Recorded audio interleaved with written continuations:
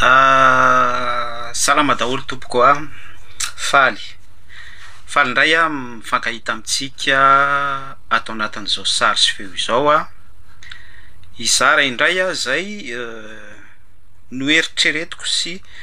nomaniko tsy de hoe nomaniko be manahoana akory fa mba sendra publication efa napetrakitsika ihany izy tia nisy réaction sa tsy teny hoe be da be tsy vitsy ihany ko fa hitako intéressant be no antony tondratsika fanazavana momba ity publication ity anio de ny amin'ny resaka clairvoyance izany zareo mpanao pratika ny tontolo tsy hita maso zareo amin'ny tontolo mystique amin'ny tontolon'ny occultisme ireo mpilalao fanahy zany mpilalao sentiment mpilalao émotion an'ny olona fa plus précisément ny zavatra ho resantsika anio a de momba ny médium sy ny zareo voyant zany ary ny fipetraka zay a eo amin'ny tontolo mpanompoana an'Andriamanitra tsoto satria ny zavatra hita tokoa de misy mélange tsindriko tsara zay a misy mélange na pratika zany hoe rehefa tena idiratsika détail a hoe inona ny fomba fiasan'ireo zareo ao amin'ny tontolon'ny voyant zany tontolon'ny médium de ohatrany ahoana ny fomba fiasan'izy ireo de ny zavatra mahagaga dia hitanao hitatsika misinina miseho zany ampahany manontolo mivantana kolaka any anaty fivoriam-bavaka ireny pratika fanaon'ny olona any anaty clairvoyance ireny ka ny zavatra hitondratsika famakafakana an'io a de miainga amin'ilay publication nataotsika tato amin'ny pejy ihany a ny antony pejy moa tsy de hoe araky ny fieritreretan'ny sasany hoe hitsaratsarana olona anenjehana olona anaratsiana mpanompon'Andriamanitra kritikevana be fahatany a arak'izay eritreretin'ny olona am'izay fisainany izay tsy izay le izy fa ny antony pejy a dia miditra détail isika amin'ny fahafantarana ny sitrapon'Andriamanitra averiko tsara zay a ny antony pejy dia fidirana détail amin'ny famantarana ny sitrapon'Andriamanitra zavatra anankiray zay ivelan'ny hoe étalage tsy de tiako loatra mampiasa an'ilay mot hoe étalage fa ivelan'ny hoe fampahafantarana ny fototra ivo-tsitrapon'Andriamanitra mba ho tafitany amin'ny olona zany zay de zay ny antony tena hoe idiratsika détail dia rehefa tafitany amin'ny olona izay fampahafantarana izay a de mahatonga ny olona ametra-panontaniana ary ametraka fampitahana amin'ny fampianaran-diso sy ny fampianarana tena izy ara-baiboly selon la Bible dia misy fietsehana any anatin'ny olona de à partir an'izay fietsehana izay izy a dia mi se poser question a fa tsy manao mouton be fahatany manao ondro be fahatany zany hoe à gauche de à gauche à droite de à droite alohaviny ampahafolokarena de mandoa ampahafolokarena izao toetra ny fanaoziny baiboly a de tsy mi se poser question am'izany ny mpino sy ny tsisa be da be ary zay ny tena tanjon'ny pejy a mampita izay tokony ampitaina mba ahafahan'ny mpino a ietsika ny mpino mihetsika fa tsy izany manetsika ny mpino a le hoe mpino mihetsika dia misy etaeta soafy tonga any amin'ny mpino a de iny etaeta soafy iny a ny amin'ny tea fantatra fahafantarana ny sitrapon'Andriamanitra no mipaka eo amin'ny seza fiandrianan'Andriamanitra tsy toa de zay le hoe izao Jehovah-Andriamanitra reo a dia mpandinika ny voson'ny fo ary mamaly anareo tsiraray avy a mamaly atsika tsiraray avy a par rapport amin'ny etaetatsika ary mamaly atsika izy a ary miasa tsy mitaretrehitra izy a dia tonga mihetsika izy ary am'izay fietsehan'izay no isin'ny révélation a ilazany ny sitrapon'Andriamanitra important be zay sasy teny a afafitsika alohan'ny zavatra rehetrarehetra izay satria be da be mihitsy ny olona no akoteny amin'ny hoe tsisy atao afa-tsy mitsaratsara mpanompon'Andriamanitra manenjika mpanompon'Andriamanitra sy ny sisa be da be eny ary tompoko a misaotra anao zay a raitsy toa ary ny anarany Kristy Jesosy no entinay misaotra anao a misaotra ny amin'ny famonjenao teo amin'ny hazo fijaliana satria izany famonjenao izany no nanasivo anao tompoka se fa tsy maintsy diovina amin'ny raha avokoa ny zavatra rehetrarehetra ary nataonao izany a no tanterahanao izany vita hoy anao tout est accompli anio izay a raha andinika aloha hevitra anankiray a dia mangataka ny fahefana sy ny autorité ny ery avy any aminao a ary ny fampahafantaranao amin'ny fahitanao fity aminay a sokafo ny momba anay rehetra ary aidino velaro eto anoloanay ny teny aidino ao amponay a andiny tena avy izay tsiraray ary makafaka ny amin'ny loha hevitra izay velarinao eto anoloanay a ny aja sy ny dera dia anao irena ny raitsy to tomboka asian'ny fanambarana kosa ny filazana ny fizarana rehetra dia ny raha maherin'i Kristy Jesosy a izay tsy maina fa manan-kery foana teo amin'ny hazo fijaliana izany no mandio ny zavatra rehetra izany ihany koa no manokatra ny porta rehetra sy ny interférence rehetra izay mety mibahana any amponay sy any amin'ny fisainanay sy ny fieritreretanay rehetra any alleluia amen mamerina manonona ny shalom amintsika rehetra iroso asika resaka clairvoyance zany no hitondrantsika fizarana an'io a ny fampahafantarana mifandraiky any amin'ny hoe taky ny ahoana marina mo ny fipetraky ny médium ny resaka voyant ny pahita ry zareo mpapahita ry zareo mpanao pratika any amin'izay ary manahoana kosa ny fipetrak'izay eo amin'ny tontolo mpanompotsika n'Andriamanitra tsy to ny fanaovantsika ny sitrapon'Andriamanitra ny fankatoavantsika ny sitrapon'Andriamanitra tena important be mihitsy ary eo tsika ny tena mila se poser question hoe pourquoi maninona no misy mélange maninona no misy fifangaroana ny pratika izay hitatsika any amin'ny tontolon'ny clairvoyance maninona no lasa tafiditra eo amin'ny pratika mpanompoana an'Andriamanitra tsy to ary isian'ny hetsika fahobe tsindriko tsara izay a atiny na ivela ny vantana na akolaka maninona no misy an'izay fifangaroana izay a any anatin'ny tontolo mpanompoana isan-karazany a mikorina amin'izao vanim-potoana iresahantsika izao izay zany raha fitiniko fo ihany zavatra ho resahantsika nitondra sujet teto satria par rapport amin'ny publication an'ny mpivavaka ny fiangonana MRE fatatsika tsara izany a zay tariny pastora Jocelyn sady mpihira ihany koa izy a mpamokatra hira evangelika fatatsika tsara ho iza nisy ny tantara tsy dadetay amin'ny vie privée antsika satria samy mahalala an'izany daholo a tsy de hitondra point négatif be amin'ny fiangonana isika na anatsara ny fiangonana ihany koa MRE zany resako amin'izay tsy izay no objectif atsika eto fa ny pratika par rapport amin'ilay hetsika izay ho ataon'izy ireo a amin'ny 6 mai izao izany hoe raha tsy diso a hoititsika angambany zao androany a rapitro zany 6 mai izany izay a ho ataon'izy ireo a animeritsy atosika amin'iriny vahoaka fatatsika tsara fa ny fiangonana MRE dia matanjaka manana mega church manana popularité manana ondry be dia be ary ny sasiteny zay afaka napitsika an'izany le tena be da be dikan'izay dia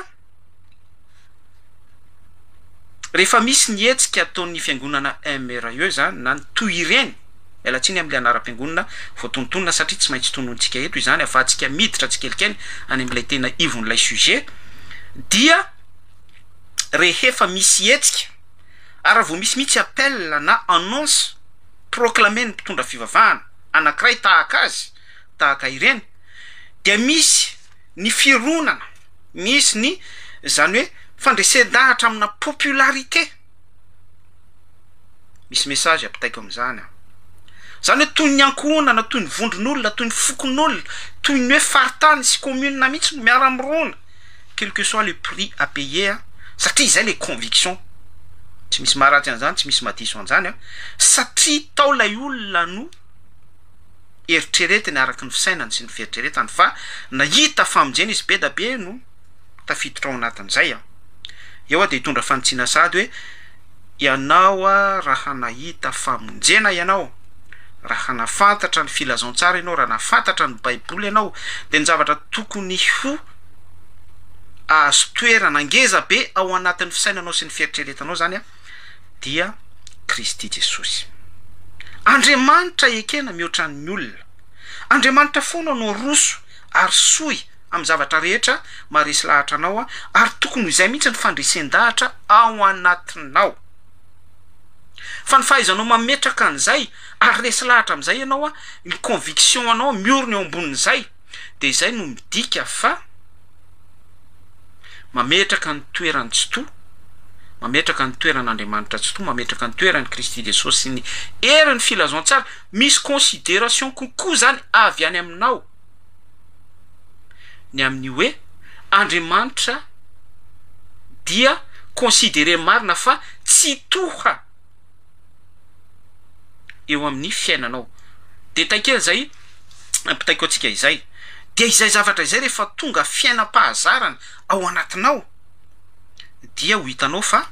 ny zavatra rehetra iainanao sy ataonao dia tena ampahereziko mihitsy ianao fa tsy misy parazara, tsy misy asa tanan'olombelona, tsy misy zavatra tahaka izany a izay avy ety amin'ity zao tontolo zao ity fa avy amin'Andriamanitra tsy to. Ekeo izany ary izao izany ho fiainanao. Averiko ihany a fa izany fisainana izany sy fahandresen-dahatra resy lahatra amin'izay ianao, tena resy lahatra fa za tsy miteny hoe manao copier-coller a, dia rehefa tonga fiainana velona sy tafalatsaka ao anatinao izay, Andriamanitra amboniny amin'ny zavatra rehetrarehetra ninona fietsehana teo amin'ny tontolo nisy anao a ka ekenao fa Andriamanitra no tsy to amin'ny matsy to azy niteraka n'ilay fietsehana tamin'ny alalan'ny karazam-piangonana, tamin'ny alalan'ny toroteny tahaka izao, tamin'ny alala dia midika izay fa ngeza be eo amin'ny fiainanao Andriamanitra tsy to a ary tena valable tsara mihitsy ao anatin'ny conviction anao ny hoe Andriamanitra tsy to Yahweh Elohim El Shaddai, mahefany amin'ny zavatra rehetra ilay tomponao ary velona ao anatinao satria prouvé amin'ny alalan'ilay conviction anao lay izy. Dia izao nefa ny zavatra nisy fatatsika tsara fa rehefa nanao proclamation, rehefa nanao annonce ny lehibe an'ny fiangonana MRE rahalahy Jocelyn zany zay tena respecté quoi, satria misy ny olona mandray an'le zavatra à côté dia nametraka izy fanambarana ny amin'ny hoe ento ny taratasy dia soraty ao anatin'izay taratasy zay a ny daty nahaterahanao a, soraty ao anatin'ny taratasy ny anaranao feno a, naveriny indro mihitsy tao anatin'ny extrait ana vidéo 1 minute et quelque fa tsy maintsy isy zava-dehibe ny tsindriny mihitsy ilay tsy maintsy a izay ahafahan'Andriamanitra miasa eo amin'ny fiainanao. Amen. Zavatra tsara izy tokoa moa tsy maniry an'izany hoe iova ny fiainana. Isy zavatra céleste mipoaka, misy déclic avy any ambony teraka eo amin'ny fiainam-panampino anankiray. Amen. Sainy no zavatra any ambony fa ny tiako hitondrana resaka alohan'izay hoe déclic sy fahafahana, délivrance, satria sous forme na délivrance ilay izy ary nisy pasteur mihitsy izay nidéfendre an'ilay idée nitondra argument izy ny amin'ny hoe acte prophétique ozy izy sy ny mbola ho resantsika eo rehefa avy eo dia tiako ny mampafantatra anao fa iza moa no tena mpikirakira ny tony resaka hoe date de naissance itony resaka hoe anarana feno itony panisy valeur numérique amin'ny panisy lanja zany hoe lay valeur numérique dia omena lanja lay valeur numérique zany ary amin'ny alalan'ny fanomezan-danja dia misy déchiffrage, misy izay fikirakirana izay a ao anatin'izay no ilomanosana any anatin'ny mysterin'izay ary rehefa tafiditra anatin'ny mysterin'izay a dia mamaky izay afaka vakiana any amin'ny tontolo ny tsy hita maso. Zao ny hitantsika maso ny première dimension a dia misy ny dimension zay tsy hitantsika maso antsoina hoe subtil na ny éthérique na hafa ihany koa ho andreo zay mpandalina ny tontolo mistika mahafantatra an'izay tsara tsika ihany koa tokony hafantatra an'izay a iza moa ny mpikirakirana izy io dia arosoko ary ny fanazavana ny fakana resaka datim-pahaterana sy ny fakana anarana ary ny fidirana amin'izay porta izay averiko tsara ny fidirana amin'izay porta izay maninona ny maka an'izay référence izay hoe fidirana amin'izay porta izay satria ny fanambaran'ilay mpitondra fivavahana eto dia amin'ny alalan'ny fanindriny an'ilay hoe soraty ao anatin'ny taratasy ny anaranao feno a ny datim-pahateranao a izay aloha no argument narosiny tiratsika ao a lay argument noentin'izy ireo a nafahany ny défendre an'ilay lazay ny fa-acte prophétique jerentsika de tao izay rehefa avy eo fa ho azavaiko aminao aloha hoe maninona ry zareo mpanao pratika ny ry zareo a ao amin'ny tontolon'ny ésotérisme ry zareo amin'ny astrologue ry zareo amin'ny fanandrona no maka datim-pahaterahana mikirakira isa io a mijery toninandro a tonon-taona tonom-bolana lay ozy Paoly hoe andro sy volana ary taona tandremanareo fatratra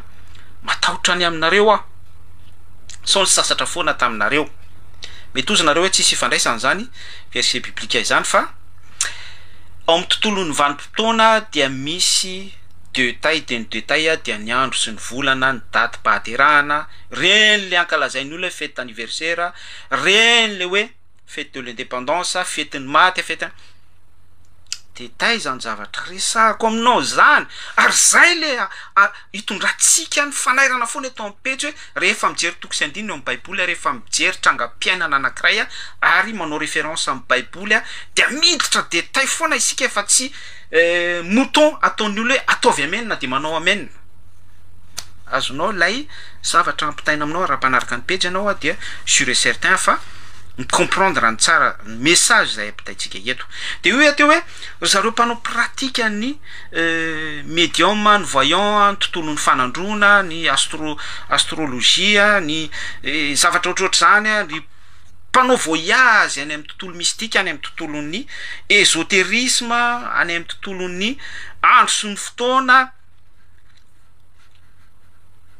zareo a dia à la base miainga amin'ny alalan'ny déchiffrage miainga amin'ny alalan'ny fikirakirana tonom-potoana toninandro tonom-bolana tonon-taona le ndresantsika hoe datim-pahaterahana anarana feno hatramin'ny litera tsiraray de any izy ireo no porta ho azy ireo a porta mystique zay no antsoko azy nambarako azy any izy ireo no mitady issue any izy ireo no mitady lalana ao anatin'izay porta kely dia kely zay zay zavatra manify de manify izay toy ny atome tsy hita microscope fa amin'ny alalan'ny tontolo mystique any amin'ny maso fahatelo troisième œil any zareo ry zareo no mpandalina ary zareo no intelligent amin'ny domaine nantsona hoe numérologie ry zareo a no piditra amin'ny alalan'ny porta déchiffrage tia koa ny manambara amitsika fa ao amin'ny baiboly a ekena ekeko sika rehetra dia miara-manaiky fa misy heviny ny isa rehetra ohatra zao Jesosy Kristy ny teny hoe zao sy ny ray dia iray ihany misy chiffre 1 ao anatin'izany ray zanaka fanamasina misy chiffre 3 ao anatin'izany trinité ozy ho an'izay milaza an'izany ny chiffre 6 namorona ny imperfection namorona antsika olombelona Andriamanitra tsoto ny efapolo andro sy efapolo alina Jesosy Kristy nentin'ny fanatany any efitra ny efapolo andro sy ny efapolo alina ny zanak'Israely ihany koa chiffre 40 tany any efitra ny chiffre 12 tribu d'Israël ny vavahady 12 any amin'ny apokalipsy misy efiteny ny isa 12 sy ny isa be da be isan-karazany eo amin'ny baiboly tsy manam-potoantsika hidetahina an'izany eto ny tia nambara de hoe ao amin'ny baiboly dia ny teny la parole ny tenin'Andriamanitra no mireflete an'ilay isa. Enoy tsara, ny tenin'Andriamanitra no manazava an'ilay isa, fa tsy ilay isa midesifrena dia manome teny. Samy hafa izany aho. Ny hevitry ny soratra masina, ohatra Kristy Jesosy 3 andro sy 3 alina faminanina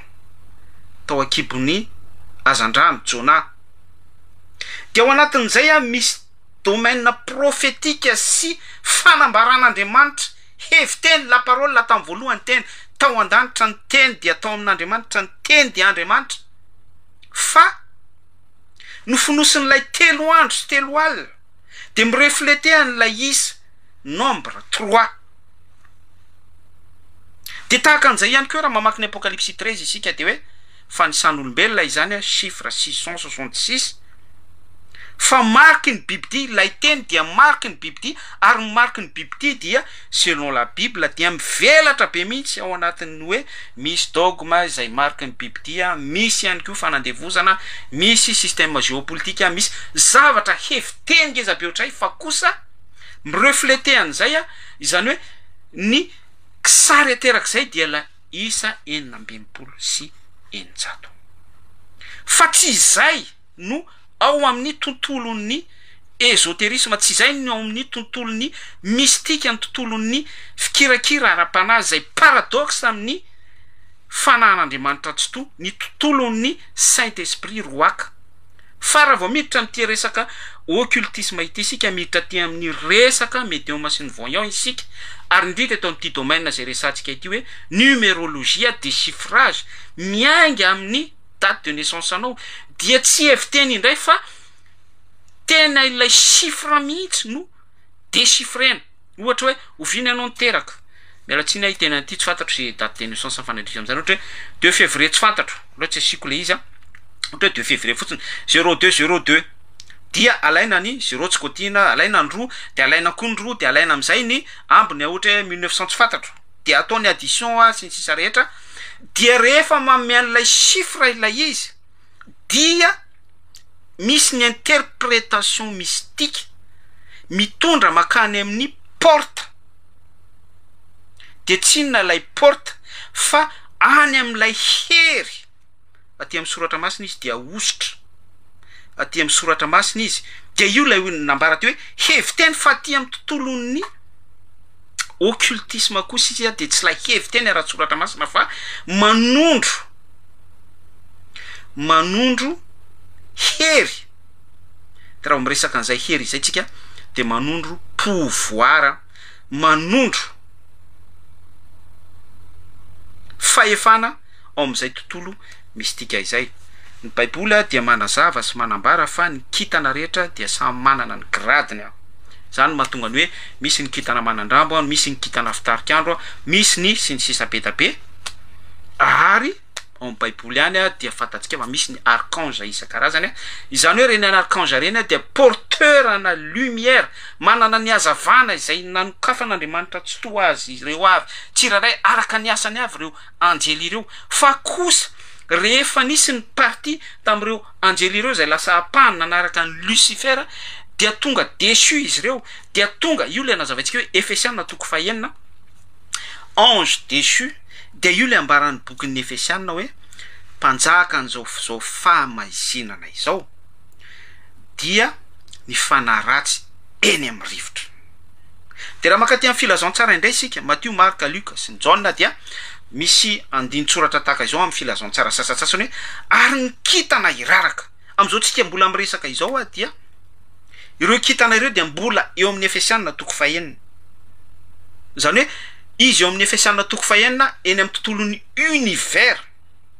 mpanjaka an'izao fahamazinana zao ry zareo no esprit ao amin'ny tontolon'ny univers, dia ao amin'ny tontolo mystique, tsy takamaso aty amin'ny tontolon'ny intelligence artificielle fa eto amin'ny resaka ara-panahy kosa dia ilay tsy hita maso tsy afaka tsapahitainana fa tsy maintsy manana masom-panahy tsy maintsy manana ny troisième œil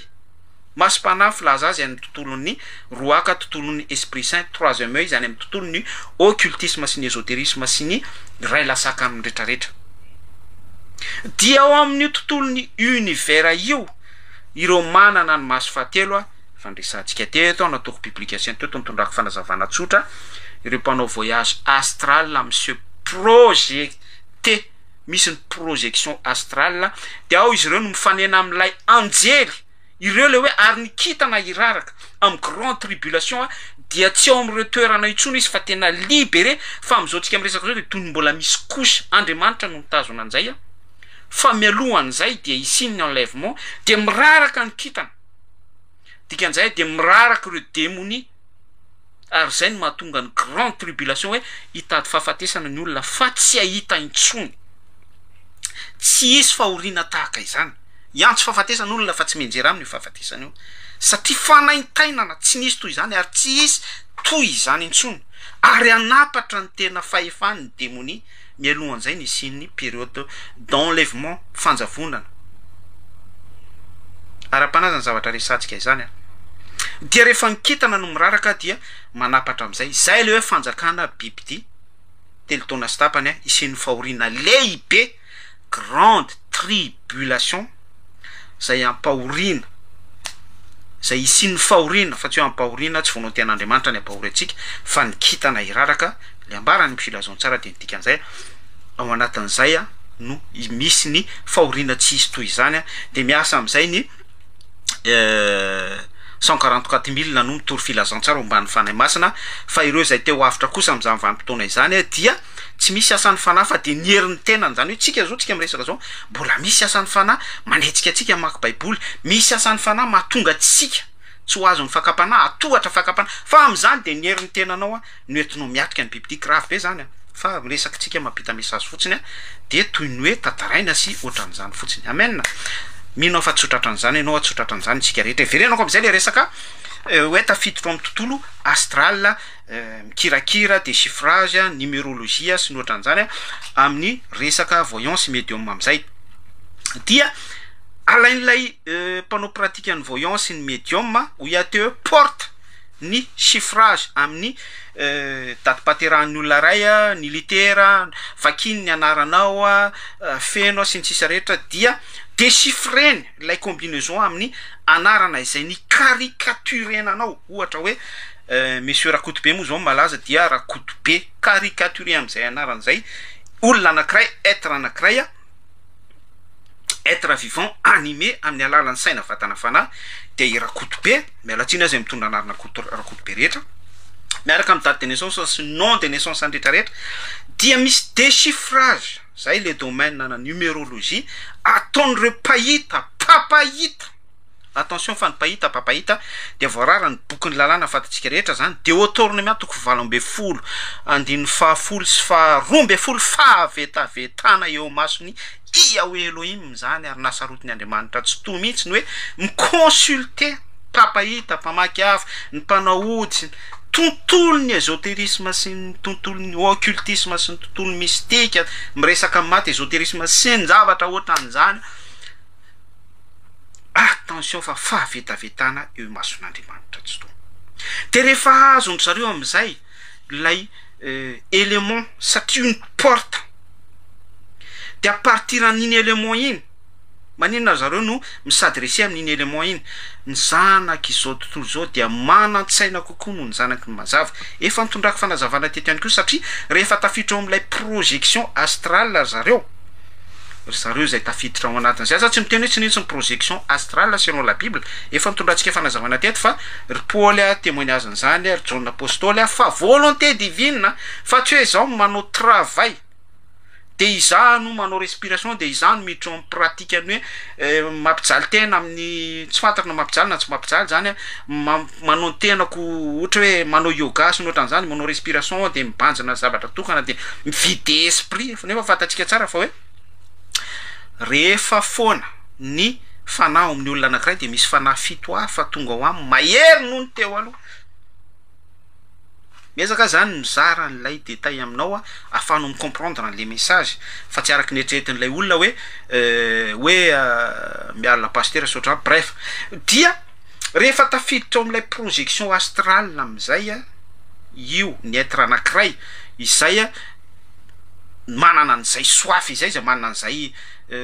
obsession zay atao hoe obsession le izy satria te hanana pouvoir te hanana hery fa ndresaka tsika atao le pouvoir fa tsy ositra samy hafa izany ny ositra andriamanitra hafa ny pouvoir samy hery any reo a fa ny pouvoir dia avy amin'ity tontolo mystique sy occultisme ity somary zavatra détail be zany zavatra resantsika zany dia ao amin'ny monde astral tafiditra am'ilay univers ao am'ilay tontolo mystique am'izay izy lay tsy hita maso io no resahako teo hoe troisième œil fa lay troisième œil a dia toy ny hoe odi-maso lay ambarany eny amin'ny bokin'ny apocalypse fa kosa aty amin'ny tontolon'ny occultisme sy ny ésotérisme sy ny tontolo mystique dia ny maso miala am'ilay premier dimension de miditra amin'ny fahitana izay tsy hitany be sy ny maro tsy voatsapa tahako ny hoe vatana métaphysique dia miditra vatana subtile ohatran' Jesosy Kristy rehefa nitsangana tamin'ny maty izy dia nanana vatana feno voninahitra izy fa aty amin'ny tontolo mystique izy vatana subtile ny filaza azy de ohatrandry perabe ohatra hoe mialatsina mety exemple ity efa nitondrako fanazavana any koa zay nisy fotoany perabe nanao projection astrale au moment izy nanao projection astrale no tonga ny mpanafika dia ny anjera ny tafondra voatifitra ny bala sy ny rehetra de ny fanahy ny tafala tao dia malheureusement rotiky ny bala ny vatany fa ny fanahany ny renireny-tany izy niverina atao amin'ny vatana efa maty de zay ny mahatonga ny discussion ny mpanao zavady mpanao kongo rehetrarehetra hoe tsy maty perabe vely perabe oia makatsy makareo fa tsy azony zay processus fiatahany fanahy tao amin'ny teninan'olona anankiray vatana subtile sy ny vatana métaphysique de tao anatin'izay nisy ataka de avy eo makaiza ny fanahiny olona tsy azony zay zavatra izay ary zay détail zay tsy fantana satria tsy maintsy mahalala ny processus fahafantarana ny ao amin'izay tontolo aty amin'ny voatsapa sy ny tsy voatsapa tarafiny ny herin'ny filazantsara zay vao afaka ny décortiquer an'izay dia rehefa tafiditra ao amin'ilay tontolo mystique am'izay tontolo astral am'izay ny olona anankiray dia manao rencontre izy mifanena amin'anjely izy ireo le kitana iraraka izay le différence am'le hoe volonté divine raha volonté divine le izy de raha ohatra ianao iona amin'ny anjely de efa préparation avy any an-danitra le izy andriamanitra tsy tony pahary ny préparé an'ilay visitation ny anjely nanome boky any John de anjely avy amin'andriamanitra tsy to ny anjely zay fanena amin'ny ohatra hoe archange ohatra na anjely tahaka an'izany anjely mpiarina anjely tsy fantatro tsy haiko dia anjely tsy mpiodina fa tena anjely iraka avy any amin'andriamanitra ary misy mission apitain'andriamanitra tsy to amin'ny alalan'ny anjely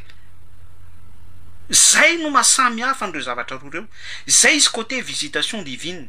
zay izy voyage astral la divine zay izy tontolo ny filazantsara resantsika fa kosa ilay opposé paradoxe am'izay dia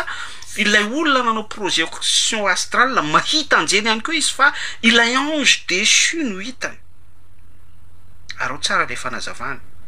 ireo lay anjely mpiodina efesianina toko fahenina fanapahana eny amin'ny rivotra mpanjaka an'izao fahamazinana izao ireo no hitany ireo no manao rencontre aminy de ireo no lasa guide ho anazy ireo no lasa maître sage ho anazy ireo no lasa maître spirituel ary ireo no minorira sy miconseiller idée intelligent be mihitsy reo satria ny expérience ny anjely de efa tao an-danitra ny andoha fonimbola izy mpidera teo amin'ny seza fiandrianan'andriamanitra ary nitoy tao amin'ny sanideny ary zao vanim-potoana période r contexte iainantsika izao de izy ny fanapahana eo amin'ny rivotra zany hoe izy avancé foana par rapport amintsika zay vatana mety maty corps corruptible isika zay vatana saina fanahy zay mifono vatana corruptible fa tsy maintsy mandalo ny transformation tsy maintsy mandalo fahaterahana indray zay ateraky nofo de nofo zay ateraky ny fanahy de fanahy dikan'izay dia par rapport amin'ny rapport de force isika tsy afaka mihitsy hoe ho intelligent mihoatra ny anjely ary eo isika eo ianao no tsy maintsy manana ny fitarihan'ny fanahin'Andriamanitra de eo am'izay zavatra anankiroa izay a dia mizara am'izay ny lalana zay tariny fanan'andriamanitra ny zanak'andriamanitra fa kosa ireo nanao ny projection astral rehetra dia izay tariny fanahan'ny anjely zay nisy ny rencontre atao amin'ny tontolon'ny univers araky ny voyage astral nataony dia tonga zanak'ireo ange intelligent tondroy ny soratra masina hoe ny zanak' zao tontolo zao dia mana-tsaina kokoa noho ny zanaky mazava dia izany no antony fisiany élite maneran-tany élite mondiaux amin'ny domaine be da be isan-karazany fa ny akamaroany reny élite ireny sœurs frères dia saiky membre daholo na physicien na astronome na tout ce que vous voulez afaka misity anarana be da be anao de jerevy ny biographiany fa saiky membre daholo ao amin'ny association secrète fikambanana miafina tena le fikambanana miafina ity resahantsika ity ry zareo mpivenere mpikirakira mpanao voyage ao amin'ny tontolon'ny univers ry zareo mpitady rencontre am'ireo guide ireo de ao izy no minoriry ao izy no maka ide ao izy no mandrovo fandratona ao izy no mandrovo intelligence tsy adala akory ny baiboly ny teny hoe fa ny fahalalana mampieboebo ny fahalalana zao tontolo zao ny fahendreny zao tontolo zao ny intelligence zao tontolo zao manohatra ny filazon tsara dao satria zavatra paradoxa ireo ary lay esprit nanjerana ny démonie dia satria izy dia efa platra foana amin'andriamanitra tsoto namorona an'izao tontolo zao andriamanitra tsoto dia te amorona voiture électrique ny démonie mamorona robot ny démonie mamorona olona kely ny démonie mamorona clonage ny démonie à travers l'ay intelligence zay iza no minorira azy lay anjely ny aona ny tao amin'ny tontolon'ny univers atreo mino fa mazava aminao mino fa mazava aminao atreo zany hoe raha ataontsika fitina foy dia tsy manantsaina ho azy ho azy ny olona manantsaina sy génie sy ny olona doué surdoué sy ny sisa rehetrarehetra fa ny akamaroany reny dia membre amina association secrète lay association secrète nefa ambarany soratra masina fa tsy misy takona natao tsy ho aseho tsy misy miafina natao tsy ho hita ary mitevoalina an'izany ny pejy mitevoalina an'izany ny namana sasany mitevoalina an'izany ny soratra masina ary araky zany zavatra detailletsika izany dia araky ny fanazavantsika teo dia misy ny rencontre any amin'ny tontolo ny tsy hita maso any amin'ny tontolo subtile dia miaino mifampiaino ary miaraka amin'izay ny tambiny mazava ho azy aina fanahy sorona sy ny zavatra be da be firenena jerevy ny mahazo Madagasikara misy tambin-javatra be da be tambiny mamona tambina fanombana kultura tambiny fanombanana famarinana famingavingana zay azo fingavingaina rehetrarehetra ny tambiny vehivavy virgine ny tambiny asorona be da be ny tambiny tsy fantatra tsy haiko zavatra rehetra tsy araky ny sitramon'andriamanitra satria zay le hoe démon vengeur dia ny devoly dia ny amalifaty an'andriamanitra fotsiny dia asesiny mihitsy inavy ny tsy sitrapon'andriamanitra inona no karary ny fon'andriamanitra inona no manimba ny mpanompon'andriamanitra inona no afahana mikendra ny zanak'andriamanitra inona no andravana ny fiangonana dia asesiny mihitsy dia manana élément be da be am'izany izy ary minorira élite be da be izy apisy fahoriana ity amin'ity zao tontolo zao ty ety amin'ity zao tontolo zao ity no ataon'ireo fahoriana dia teraka sy misy ety amin'ity zao tontolo zao ity ny karaza-pahoriana rehetra izay sous parenthèse hoe makarary ny fon'andriamanitra fa andriamanitra tsy marary fo izany satria izy tsy olona tahaka atsika fa amin'ny fahatsapana sy fahafantarantsika no anehoana an'izay hevitra zay ahafahantsika mandray an'ilay hevitra amen dia ito ihany isika rehefa voaray andry zareo am'izay médium zareo voyant pahita papahita izay rarany de otorina miatoko fahavalo amby folo ny date de naissance anao miaraka amin'ny anaranao feno sy ny fanampin'izany fahajantsika teo satria izay ihany ny voatonona tato amin'ilay appel général nataony mpitondra fiangonana anankiray dia hoy ateo hoe hafa ny heviteny izay manome chiffre any amin'ny baiboly fa izay référence izay dia devoly amin'ny mahadevoly vengeur azy dia te hisopposé foana amin'andriamanitra izy dia amin'ny alalan'ny chiffre indray izy no déchiffré dia manome heviteny ary lay eviteny a fantany fa misy hery ny toninandro de fantany fa misy hery zany mahatonga ny raha mamaky ny tantarany harena malagasy anao de misy ny resaka ohatra hoe vitana alakabo ny vitana asorotany ny adoro ny asimbola ny ajaozy ny alasaty ny halofotsy ny tsy fantatro ny alakosy ny tseko misy hery daholo ao anatin'izany fa izay zavatra izay ny resantsika teo hoe izany dia arakaraky ny voninahitry ny kintana arakaraky ny fipetraky ny toninandro zay le hoe fanandrona sy fahitana ao amin'ny tontolo mistika arakaraky ny hoe tsy azo levina am'izao daty zao tsy satria ny fanandrona no maneho an'izay ary apoen'ny demoni ao anatin'ny toninandro sy ny tonitaona sy ny déchiffrage sy ny deux lettrage na hoe décortiquena ny teny décortiquena ny volana tsika olombelona daholo nanao an'izany décortiquena isika dia hita ilay hery source pouvoir ao anatin'izay zavatra isan-karazan'izay dia miditra ao anatin'le porte izy milomano ao anatin'le porte izy de hoy izy hoe hitako atao anaty boule am'izay hitako atao anatin'ny cercle am'izay izao ny fiainanao à partir ianao manome élément aviriko tsara inona no antony alohan'ny emerenako azy izao Jehovah Andriamanitra reo dia mandinika ny fosiny fo Dieu qui sonde le cœur il sonde le rein zao Jehovah Andriamanitra reo dia mandinika ny fosiny fo zany hoe mavaky ny eritrerititsika Andriamanitra tsy to ary na ny volondohantsika raha vao isany amen na deraina ny tompo deraina ny tompo ny anaran'ny Kristy Jesosy ny ideratsika azy dia mihetsika ihany koa ny ampopony satana satria izy tia maky ny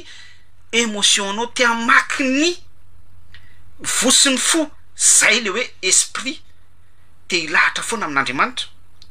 dia tia amin'ny hoe satria izy intelligent ny expérience nanomboka atao an-danitra tao izy ihany koa dia être incorruptible ny ange de chi dia fanahy ny anjely nazery tsy olona izy fa fanahy izy intelligent no isika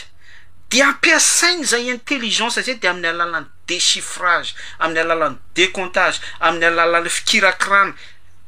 lettre sy ny chiffre izay no mahatonga an zareo kabalista zareo kabale mpanandro jiosy ao amin'ny tontolon'ny lettre indray izy no manome chiffre manome valeur numérique dia joueny idirany zay porte zay suffit fotsy fa fatany hoe L zao na izao tsy fantatro zay lettre alpha aty hatrany amin'ny oméga dia isainy de misy valeur numérique menanena satria fantany fa misy lanja ny teny misy pouvoir misy hery de rehefa azo ny combinaison sy ny ohatran'izay dia idirany am'izay satria ny dikany de hoe atao mamaly hoe inona ny heviny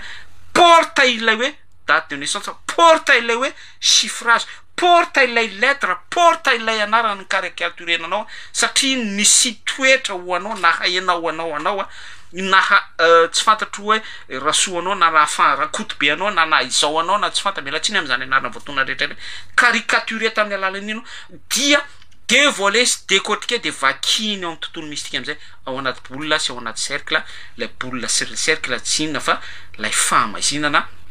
misy lumière isindreo ange déchu ao am'izay izy mamaky lay ange déchu ao amin'ny tontolon'ny univers no mampafantatra hoe selon any fipetraky ny kintana izao selon any fipetraky zao selon any fisinière amin'ny alalan'ny teny taka izao selon any toetra zay ny karikaturena-lay olona de dévoiler am'ilay anarany dévoiler am'ilay tonitaonany dévoiler am'le hoe teraka tamin'ny volana zao tamin'ny taona zao tamin'ny tonombitana sy toninandro ohatra hoe alakosy na tsy fantatro tsy haiko ador na ajaozy na teraka dia misy porte misokatra am'izay zany ho an'izy ireo de mamaky anao am'izay ry zareo ty olo tia dia émotionnel be izy ty olona ity de olona misy tahotra ity olona ity izany maneho anazy an'izany lay fanahy intelligent mahavita analyse aingana be mihitsy hitanareo ohatran'le combinaison amin'ny ordinateur mamoaka ny résultat de 0 sy 1 de mitape amin'ny clavier fotsiny anao de misy combinaison be da be any anatin'ny disque dur any de mivoaka ny défini incroyable tape fotsiny hoe définition tsy fantatro zay motinao to tonga de avoakany eo paronyme, ny synonyme, ny antonyme, zay ilainao tonga de mivoaka daholo. De ohatran'izay mihitsy koa ny momba anao. Il suffit anao manome donné kely noho ny atoma, tsy hitany masonao, tsy voatsapanao zany. Fa any amin'ny tontolo mystika voaray ny donné de misokatra eo amin'ilay clavier, misokatra amin'ilay unité centrale zay eo amin'ny satana, zay eo amin'ilay ange dessus, ary eo amin'ny tontolo astral, eo amin'ny tontolon'ny univers, vakina amin'izay tapeny clavier dia voavaky ny définition. Ty olo ty de olona émotionnel, ty olo ty de olona zao, ty olo de manomboka amin'izay de joueny, lalaoviny, manomboka amin'izay dia eo ampelatana ny aina sy ny fanahan'ilay olona, dia kirakirainy ao anatin'ny mouvement d'ensemble, mouvement individuel, mandeha ny consultation, mandeha ny tiany menaka, tiany zao, tiany zao, izay afahany toucher ny émotion an'olona satria averiko foana efa azony, efa nisokatra ny varavara. Rahalahy sy ranabavy, dia mikirakira zay azony kirakiraina sy azony ambara aminao amin'izay, miaramila ny satana, miaraka amin'ilay fanaratsy eny amin'ny rivotra, izay manolo-tsaina an'ilay miaramila ny satana dia miteny araka ny besoin sy ny obsession an'ilay olona. Inona ny marary anao? Iza ny anaranao? Anareo iza moa le rangany tena aloha tsy tian'izany tsony, tsy fantatro, tsy haiko, vaina ny tsaiko sasiny. Intelligent be ny zanaky ny démonie, ary tafiditra ao amin'ny porta io izy, milomano anatin'ny tontolony tsy hita maso sy ny tsy voatsapa izy, de hitany amin'izay ny point fortnao, hitany point faible anao, hitany sy ny sisa be da be izay anao tsy mahita azy, satria anao tsy tafiditra amin'ilay tontolo mystika, fa izy no tafiditra ao amin'ny tontolo mystika. Izy zay tafiditra ao amin'ny tontolo mystika dia nahazo ny donné anao, nahazo ny mombamomba anao tamin'ny alalan'ny fidirana tamin'ny porta izay nomenao anazy. Dia mikirakira amin'izay izy hoe hitako ato anaty bolla, hitako ato anatin'ny labozia, hitako ato anaty hazavana, hitako ato anaty cercle, hitako amin'ny sisisisa be da be, dia miteny eo amin'izay izy. Ary ny tanjony dia fatatsika fa resaka fanahy ny ainao. Olona betsaka lasany amin'ny fahafatesana faharoa, satria ao anatin'ny maha esprit vengeur ny démonia dia mivenger an'Andriamanitra hatrany izy, dia moyen ivagena an'Andriamanitra tsy toy ihany koa, amaliny faty an'Andriamanitra tsy toa, dia fanahy be da be, satria tsika rehetra dia asa tanan'Andriamanitra. Dikan'izay dia manimba an'ilay asa tanan'Andriamanitra satana, dia fifaliana ho azy, ary araka ny fisainany sy ny fietreretany, dia mavita valifaty. Isaky misy fanahy lasany amin'ny fahaverezana dia valifatiny amin'Andriamanitra tsy toy izay, arak'ilay ady tao an-danitra tao. Alléluia. Misaorany tompo ianao misaorany tompo, misaotrany tompotsika ny tenako misaotrany Jesosy nampahafantariny an'izany. Be da be ny olona no mivavaka tsotra fotsiny, be da be ny olona no ao anaty assemblée tsotra fotsiny, dia tsy malala ninina izy. Baiboly nefa nampianatra antsika hoe tsy mety raha tsy manam-pahalalana ny fanahy. Za tena hoe misaotra ny tompo Jesosy satria malgré hoe hafa ny fijerin'ny olona amin'ny zavatra ifampizarantsika eto, za ihany koa de mandray aminareo tena misaotra ny tompo Jesosy satria mahatonga tsy rona be fahatany, tsy anaiky be fahatany. Averiko ihany fa za tsy contre amin'ny vavaka tendrombohitra, satria izay le objectif enveloppe tsindrina eto amin'ity fakana toninandro sy daty paterana sy anarana feno ity soraty eo amin'ny taratasy sy ny sisa rehetrarehetra ity, tsy contre amin'ny vavaka tendrombohitra, fa ilay pratique hoe fanaondry zareo voyance, fanaony zareo amin'ny médium, ary zareo amin'ny astrologie no entina makaty amin'ny fiangonana, de izay no itondrako fanazavana. Fa tsy misy resaka hoe tsy tiako ny fiangonana MRE, tsy tiako pasteur Jocelyn, tsy tiako ny tsy fantatro hoe Royal Chapelle, za tsy manana fankalana amin'iza sisa, fa juste ary tena isorako an'Andriamanitra, misaotra an'Andriamanitra isika, misy détail ampahafantaritsika an'Andriamanitra, fa eto aho va tena mandika hoe ny anton'ilay détail zany de inona ny anton'ilay détail dia Andriamanitra dia Andriamanitra révélateur izy mitondra révélation foana Andriamanitra matetika isika mihaino torotenin'olona mihaino na zazao ara ataoko ao anatiny tenako tsongoniko mafy ny tenako mba mangana isika mihaino torotenin'olona dia hoy isika tsara be zany toroteny zany tena marisy lahatra zany toroteny nakasika ny foko mihitsy zany toroteny inona toroteny tao tena tsara zany zany ka toroteny tena araka ny soratra masina dia hoy tena mipetrapetraka araka ny soratra masina ary mandeha ihany koa ohatra ny hira fiderana dia tena hira fiderana tanareo reny le fanteneny teto le izy avy le tany anaty boaty mihitsy no mihirahira fiderana ary David Guetta dia miaraka amin'olona be da be mpamonjy boaty comment n'est pas de louer comment n'est pas any anaty boaty de nio inona moa ny tianambara amintsika sy tiana ampitaina amintsika amin'izany ny tianambara amintsika dia hoe misaotra an'Andriamanitra fa ny atsika zany dia misy an'ilay fanahy révélateur miaraka amintsika révélen'Andriamanitra amintsika ilay hoe inona zany ilay zavatra tena hoe au plus profond any olona anankiray izay hoe toy ny marina ny lazaina toy ny hoe araka ny sitrapon'Andriamanitra ny zavatra toriny toy ny hoe ary tena rehefa inona dia tena hoe wow tena de raina ny tompo fa tsara na amin'izany toroteny zany tsy misy toroteny ohatran'izany fa eo indrindra sika no misy détail izay potsirin'Andriamanitra amintsika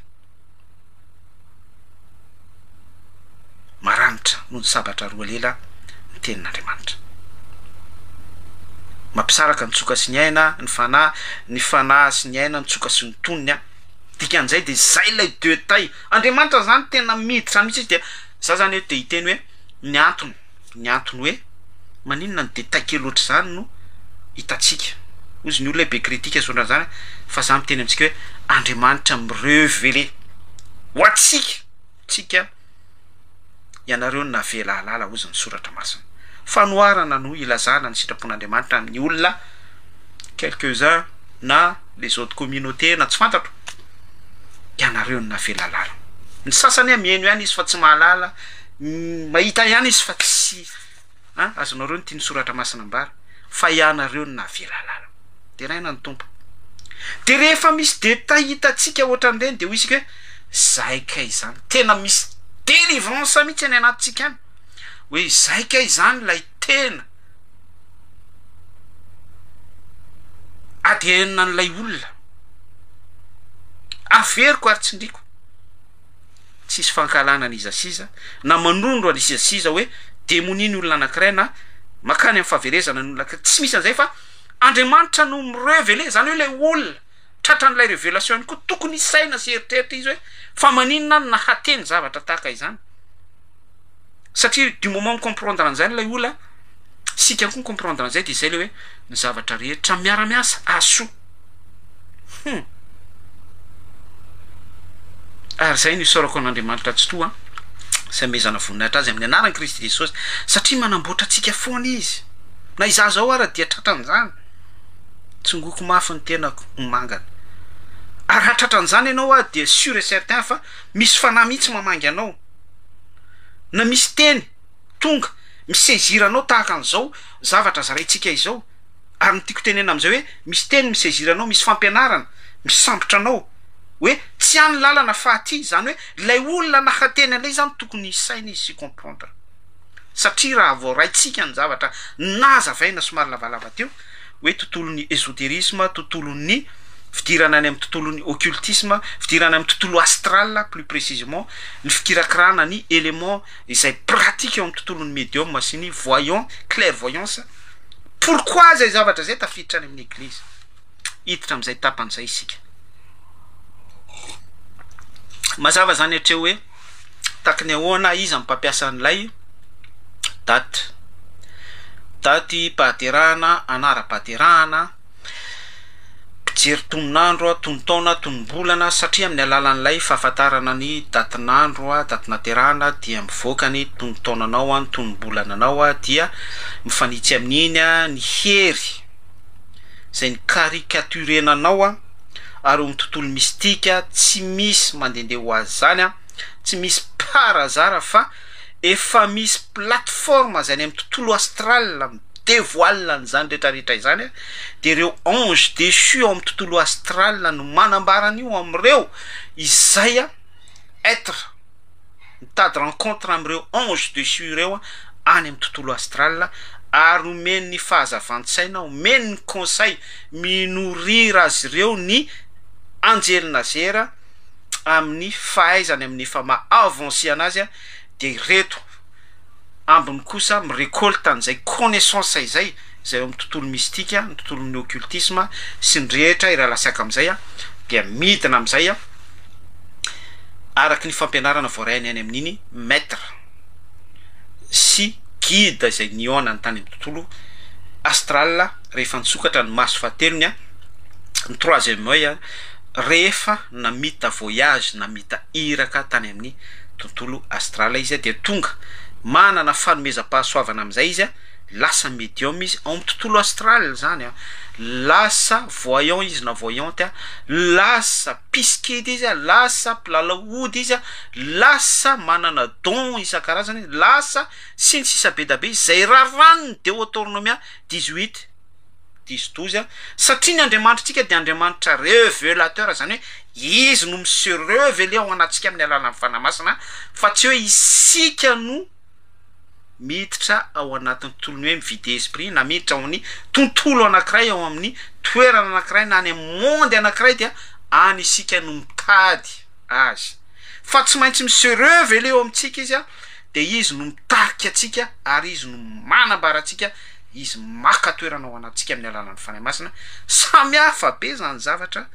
resahantsika sy amarintsika ataotsika sasy tena atao anatin'ny conclusion am'izay tapany no resahantsika izay samy hafa be izay Andriamanitra révélateur ny Andriamanitsika nisy révélé tamin'ny Mosesy izy nisy révélé tamin'ny Paul apostole Jesosy Kristy lalana ho an'ny Damaskosy nisy révélé tamin'Andriamanitra tsy to nisy révélé tamin'ny John tamin'ny apostole John tao amin'ny nosy Patmos ny fanamasina ny anjely ny tao an-danitra ary tamin'ny alana zay misy révélé zay de noentina i John zay le voyage astral Andriamanitra no nitondra fa tsy John no andeha ho any amin'ny lanitra fahazao Paul apostole koa de nanambarany amin'ny bokin'ny Korintiana fa hoe lanitra voalohany faharoa fahatelo voyage astral daholo zany fa volonté divine tsy misy fandraisany amin'le zavatra nyresantsika teo hoe miditra amin'ny tontolon'ny monde astral mividy esprit misy travail atao manao gym manao yoga mifadianina sy ny sisa rehetrarehetra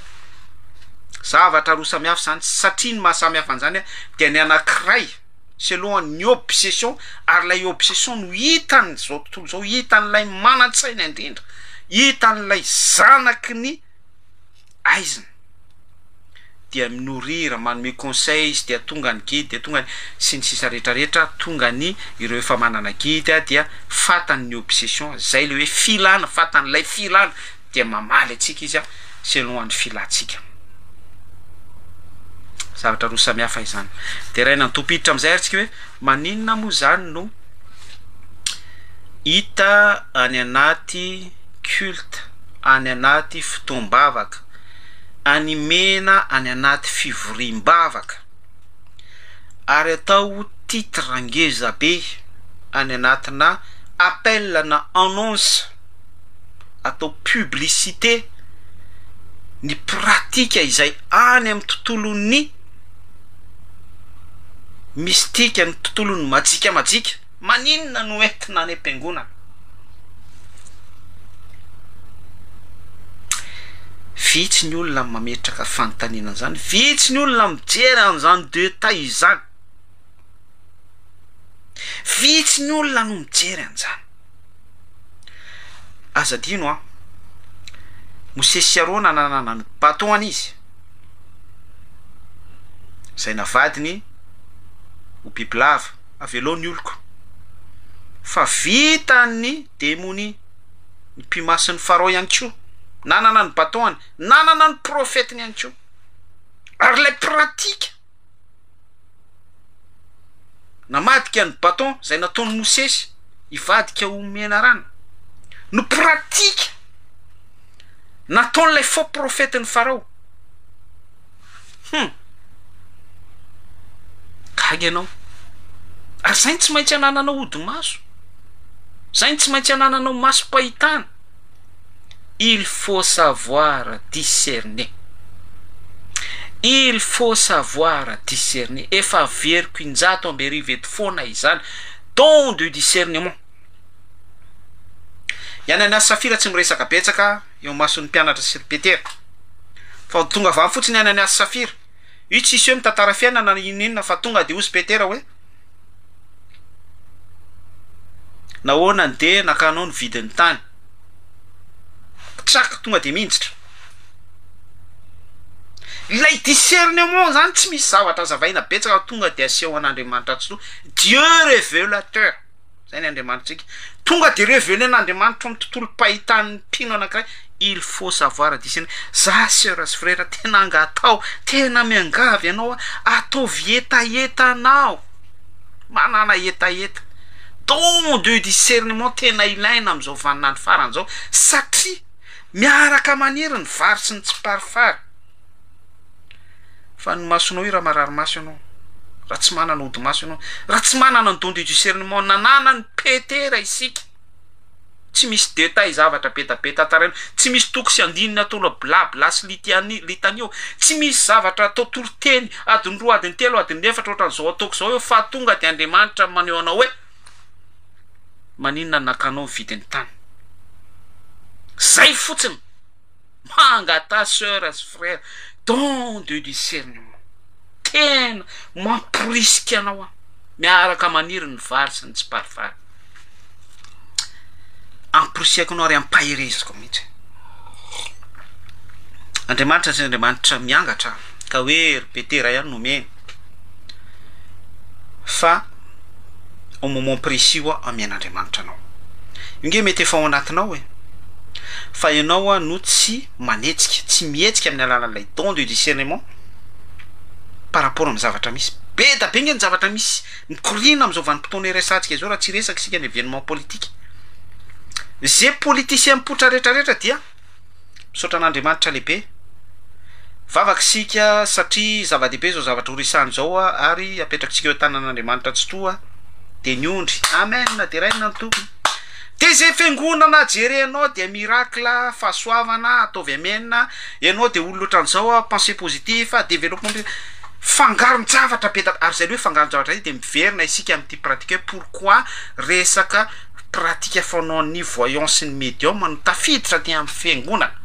Fa tsy misy monsieur poser question am'izany mihitsy. Fa de misetsika any Ameritsotosika de mafinaritra ny toroteny rahalahy anankiray mafinaritra ny hirany ary tena baby foa izy no nanetsika ny foko sy ny ohatran'izao sy ny sisa be da be araka izay hitantsika azy de misetsika de andao ho any daholo ndray ary. Il faut savoir discerner sœurs sy frères. Tiako aloha manipika amintsika fa hoe zara manao an'izao piba zao de io izako ny aza mandehany azonao atao ny mandehany. Fa rehefa mandehany ianao de za tena mitenanao mihitsy mangata protection amin'Andriamanitra tsy to. Ary rehefa tonga any ianao aza mba manaiky ametrametrahan'olona tanan'izany aza manaiky fafafazan'olona rano aza manaiky atao antisela zany hoe mikasika ny vatanao. Maninona no miteny an'izany? Tanareo ny mpamosavy rehefa misavy olona anankiray izy de amin'ny alalan'ny sakafo amin'ny alalan'ny élément anankiray de iny zavatra iny rehefa tafiditra ao amin'ny tenanao dia misy impact aminao amin'izay. Ohatra hoe ny mpamosavy mahatratra olona anankiray hatratra alina dia sovalina ina zany hoe misy impact amin'ny vatana mihitsy zany. De aronony ny vavany dia manomboka eo lasa misy fasimbana be da be amin'ilay olona lasa faible lasa tratrano sy nisy malemy mandrapahafatiny de question de temps fotsiny dia maty an'ilay olona. Tiana tenena am'izay de hoe misy impact ny resaka mosavy zany lay tontolo misika zany misy zavatra impact amin'ny tenanao ary zay ny antony hoe meo anany date de naissance no meo anany anaranao satria iny le ny caricaturé anao iny. De amin'ny alalan'iny any amin'ny tontolon'ny émotion sy ny aminao intelligent be ny démonia de any izy ny miditra satria efa nahazo porte de any izy ny monsieur noyer any izy no milomano any izy monsieur naviguer de par intelligence azy daholo sy par calcul ao amin'ny tontolon'ny tsy hita maso sy araky ny farany hitan-tsain'ny démonia dia mametrapetraka izay zavatra positif ahafahany mapakatra ny moral anao izy nefa mitondra fahasimbana anao zany hoe efa équilibré daholo zay zavatra zay araky ny fikendreny ary lay plateforme sy lay support izay mitahiran'izay rehetrarehetra zay efa mamoaka tahaka an'le resantsika teo hoe clavier tsindrinao fotsiny 1+1 égale dia misy combinaison be be tonga dia mivoaka ny résultat ninina calcul ataona na 15 millions de dollars divisé par racine de zao tonga dia angana be lay question de seconde fotsiny dia mivoaka ny résultat dia ohatran'izay ihany koa ny plateforme amin'ny tontolo ny démonie dia hoy ateo hoe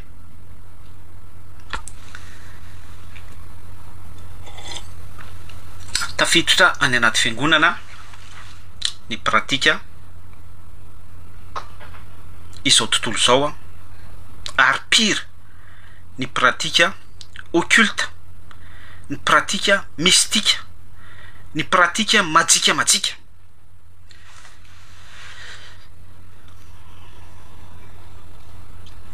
ekena fa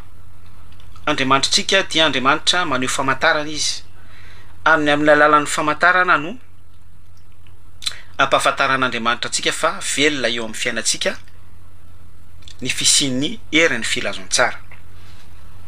betabe ny toko sy andininy amin'izany zao famantarana izao no anaraka izay mino ametra tanana marary izy dia ho sitrana ireny hiteny amin'ny fiteny zay tsy mbola hainy izy andray menarana izy efa nisy fotoantsika nanazavan'izay hoe le menarana dia Kristy Jesosy teo amin'ny azo fijaliana amin'ny angle anankiray ny jerentsika anazy sotro sava-mafaty izy tsy hampaninina azy zany miracle daholo zany asa tanan'andriamanitra tsy to fa ny message apitaiko amintsika voalohany aloha dia hoe ny miracle dia tokony ho fiainantsika andavanandro rehefa amin'ny Kristy Jesosy isika dia lay firindrana ao amin'ny Jesosy iny satria ny firindrana ao amin'ny Jesosy dia tsy misy aretina zay ny tontolo céleste firindrana ao amin'ny Jesosy dia tsy misy fahoriana tsy misy fanahintainana zay le hoe hofafana ny ranomaso rehetra tsy isy tsony ny ranomaso tsy isy tsony ny tomany any boky ny apokalipsia hofafana ny ranomaso rehetra tsy isy tsony zany ny tontolon'ny émotion dikan'izay dia rehefa ao amin'ny Jesosy zanytsika miovana ny vatana raha vatana tsy mety maty intsony lasa manana nylay voninahitra fitafipana sy ny sisa be da be isika tinambara am'izay dia hoe lay miracle izay no tonga miracle zay izy mazava tsara izay fiainana ao amin'ny Jesosy zay ao amin'ny tontolon'ny céleste izay no mivoaka aty amin'ny tontolo premier dimension aty amin'ny tontolon'ny azo tsapahitana sy ny hitamaso dia tonga miracle amin'ny fahitatsika azonao hatreo minao fa azonao aveko tsara hoe Jesosy Kristy satria Kristy Jesosy ao aminy tsy misy tsy fahampiana izany fa rehefa tonga aty amintsika izy dia misy zavatra tsy ampy ka satria ao aminy tsy misy tsy fahampiana ka rehefa misy zavatra tsy ampy eo dia tonga ho azy multiplication mivadika ho azy ny rano lasa divay satria tsy ampy zany tao amin'ny fampangaram-bady tao akany sitrana ho azy ny boka mitsangana amin'ny malemy satria izay lay ao amin'ny tontolo céleste tsy misy an'izany boka izany tsy misy malemy tsy misy tsy fahampiana tsy misy tsy ampy sakafo tsy misy marary tsy misy fahafatesana fa satria izy tonga eo amin'ny fiainantsika aty amin'ny fiainantsika zay misy ny manque be da be mihitsy dia izy tonga eo amin'ny fiainantsika dia lasa teraka ny miracle satria le fiainana tatsy no makaty amin'ny fiainantsika mazava dia eto indraytsika dia mbola mamerina indray fa izay fisimpiaina natao amin'ny filazantsara herin'ny filazantsara amin'ny tontolo miaraka amin'ny Kristy Jesosy izay mihitsy zay lay mihetsika foana ny démonie miasa foany satana satria izy te hilahatra amin'Andriamanitra tsy to defi foana io ambara-pahatonga ny fataperan'izao tozo anidina anazy any amin'ny fitomanina sy ny fikitohanify dia manao defi hatrany miara-magedona dia efa nandrina amin'ny Jesosy foana izy ary efa fantany faresy izy fa aty amintsika izay vatana mety maty mety loha aty amintsika izay manana voaloam-bokatry ny fanahy zany hoe sombitsombony ihany ny fahalalantsika aty amintsika izay mbola ho ateraka indray izay ateraky ny fanahy dia fanahy efa miandoha izany itiatany hatrany an-danitra isika izay ambany kely noho ny anjely aty amintsika no mampiseho an'izay ady izay defi izay satana ahafahany mandresy lahatra atsika fa Andriamanitra ne vitan'Andriamanitra ne vitako ihany koa satana vitany satana fa tsy vitako amen raha namadika baton Mosesy Arona dia satana koa ne navita ainsi de suite. Ary zay no voleny am'izao androm-piainantsika izao. Ka satria izay zavatra zay no tia no volena am'izao androm-piainantsika izao, de eto de hiditra am'ilay tapany faharoa izay hitondratsika fanazavana eto. Dia miinsiste izy ary persiste mihitsy izy. Mapiditra ao anatin'ny système ary s'infiltrer ary efa tafiditra izy any anaty fiangonana. Za tsy teny hoe izy avy amin'ny fiangonana izy any tsisy fa zay le averiko foana il faut savoir à discerner ary ny Andriamanitsika dia Andriamanitra révélateur. Ka satria izy efa tafiditra anaty fiangonana, amin'ny ahoana no mahatafiditra azy anaty fiangonana? Dia amin'ny alalan'ny mpanompon'Andriamanitra anankiray, faux prophète, faux Cohen, faux bishop, faux évangéliste, faux pasteur, faux be da be mihitsy. Ary indrindra ny faux enseignement. Manina no miteny hoe faux enseignement. Satria ilay pratika fanaon'ireo amin'ny tontolon'ny médium, tontolon'ny ésotérisme, tontolon'ny ésotérisme izany miresaka maty, ny tontolon'ny occultisme, ny tontolo zay tsy fantatro, tsy haiko fanandrona rehetra. De iny ihany no atao pratika amin'ny tontolo mpanompoana an'Andriamanitra tsy to, fa sina enveloppe fotsiny hoe Jesosy Kristy. Vahana am' Jesosy Kristy ny problème anao, vahana am' Jesosy Kristy ny olanao. De izay mihitsy lay ambaran'ny bokin'ny Koritiana. Voalohany, toko fahatimy. Esoriny masirasira ela. Amin'ny angla anankiray nitondratsika an'izay esoriny masirasira ela. Lay masirasira ela, masira tsy fantatrareo fa masirasira kely ozy Kristy Jesosy ozy Paoly, dia mahatonga ny vongana rehetra asirasira avokoa. 1 Corinthiens 5. Esoriny masirasira oro anefa misy fiangonana, misy mpanompon'Andriamanitra, misy mega church, misy bishop, misy Cohen, misy pirapira zantsara, tsy haiko izay anonantsika azy. Ny soratra masina 1 Corinthiens 5 miteny hoe esory le masirasira kely, fa zalandray mapiditra n'ilay masirasira pratikana médium, pratikana ésotérisme, pratikana tononandro, pratikana date de naissance, pratikana zay pratika rehetra afangarony amin'ny tontolon'ny délivrance. Tsika rehetra nefa malalo. Ohatra maka ny Jauna toko 10:17 isika,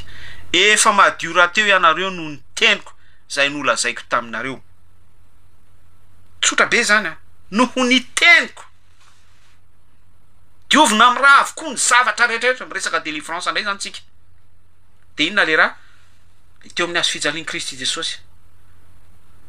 Fa nga tsy ampy zany famonjeny zany. Ora nefa Kristy Jesosy ny teny hoe vita. Tout est accompli. Ary manamafy Paul ety amin'ny 1 Corinthiens 5 hoe esoriny masirasira kely. Esory lalovay mampitombo an'ilay mofo, lay tenin'Andriamanitra. Raha isika zany lay mofo tsy misy masirasira ny tenin'Andriamanitra. Fa sindrala masirasira am'izay le izy pratikana médium, pratikana sorcellerie, pratikana majika, pratikana manova sexe, pratikana fahagagana, pratikana zay pratika isan-karazany, ny politika zay nresantsika teo sy ny sisa betabe. Manonon'Andriamanitra daholo. Il faut savoir discerner. Tsy reraka mamerimberina an'izany à travers ny soratra masina fotsiny raha lasa ranabavy zany. Tsy miresaka n'ilay ka Ananias Safira isika, mbola soratra masina zany. Tsy miresaka don de discernement isika fa discernement par à travers ny Sainte Écriture, amin'ny alalan'ny fanahin'ny fahendrena, fahonona tena. Mahony tena amin'ny soratra masina fotsiny, tsy mila ankoatra ny soratra masina isika. Fa nga tsy ampy ny raha Kristy Jesosy teo amin'ny hazo fijaliana, fa nga tsy ampy ny anarany hoe Jesosy Kristy Jehovah no mpamonjy. Fa maninona ny misy pratika be da be isan-karazana ohatran'izany, maninona ny misy karazana masirasira toy izany afangaro tsika. Za tena mangataka frère sœur, mangataka tsika ataovy ampy anao Jesosy. De miverina any amin'ilay fanambarako tany amin'ny voalohany indrindra hoe Andriamanitra ekena mihoatra amin'ny olona, Andriamanitra alohany zavatra rehetrarehetra rehefa manana toe-po isika hoe tsy misy ankoatra ny filazantsara ny bokin'ny apokalipsy de hoe izay manampy ny teny de ampina ihany koa ny loza aminy izay manala ny teny dia fatatsika mitoy fa am'izao tsika miresaka zao dia zavatra rehetra enonao ka selon la Bible hoy ny mpanambara azy dia afangaro développement personnel, afangaro positivisme, afangaro pratikana sorcellerie, afangaro ny sasany milanja sabatra, ny sasany milanja bâton, ny sasany milanja esprit de séduction, masirasira kely be da be, masirasira kely mahatonga ny vongana rehetra. Asirasira. 1 Corinthiens 5. Vitsy ny comprendre an'izany zavatra resatsika izany sy vonina andinika an'izany message zaraitsika izany satria ny antony dia ilay sofla sy ilay fanahy efa nampiaina azy sy ny animena anazy eto ndraitsika de miresaka vy mamay de efa tonga vy mamay ho antenan'ilay olona efa donto ny sainy ka ny zavatra rehetra teneninao à travers ny zavatra izay azavaitsika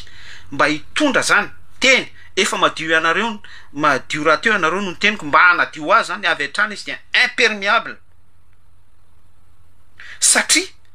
imperméable izy satria efa voakirakira sy voaviravira tao anatin'ilay fanahy zay resantsika eto gravy landala zany zavatra resantsika izany de ny tena pira dia misy pastora mihitsy défendre an'ilay pratique ary mandroso argument de zao no fomba etin'ilay pastora tsy tononoko ny anarany izy arany mba mampanaelo ny défendre an'ilay pratique hoe masirasira mifangaro amin'ny fampianarana tenin'Andriamanitra Jesosy Kristy izay tokony ho teny tamin'ny voalohany teny tao amin'Andriamanitra ny teny de Andriamanitra ny teny tonga nofo nidina tamintsika nidina tamin'ny alalan'i Jesosy Kristy tonga nofo hitanay ny voninahitra noho ny mpianatra voninahitra endrika lay tokana de Jesosy Kristy de io teny io i Jesosy Kristy lay tao an-danitra io ity baiboly ity zavatra resantsika ity afangaro mizala am'le masirasira zay natonga ny Paul ny teny hoe esory le masirasira fa zala ndray manafangaro de eto lasa misy pastora mi défendre an'ilay tsy tononoko ny anarany de ny argument arosiny de ozy mila fantatra ny ataky ny fahavalo tsy fantatra hoe inona ny resahany am'izany ataky ny fahavalo zany mila fantatra ny ataky ny fahavalo satria ny objectif-ny zareo zany de hoe délivrena dia rehefa azo lay date de naissance sy lay anaran'le olona zay amy taratasy dia hodorana atao dotra fahobe zany de tsy fantatro ze rita ao ataondry zareo de amin'ny alalan'izay de levina miaraka iny zany selon amin'ny finoandry zareo sy ny pratikany zareo levina miaraka amin'iny ny karazam-bitana rehetra zay mampahory ny olona anankiray zany sy lay olona manaliny zay sur et certain fa tena ho be da be mihitsy no handeha am'izay pratika izay sy anoratra ny anarany sy anomeny tonontaonany sy ny toninandrony tonom-piainany am'izay etsika ho atao rapitro izay fa zaho tsy miteny aza makany ianao na makarina makatsy fefa nazavaiko anao zay ny pratika ny médium sy ny voyant ny ao amin'ny sorcellerie ny majika ao am'ty resaka daty sy toninandro tonom-panterahana ity sa zany de misouhaité engany mba tsoa am'izay le izy ary mino fa tsoa am'izay le izy tsy maninona mino fa tsoa am'izay le izy fa za zany tena mangataka fotsiny esory lay masirasira ela aloha ny tenin'Andriamanitra adio ny antony tenenako an'izany de hoy hoe vitsy ny olona ho vonjena etsy sady tery ny lalana makany an-danitra ianao ve de mieritreritra fa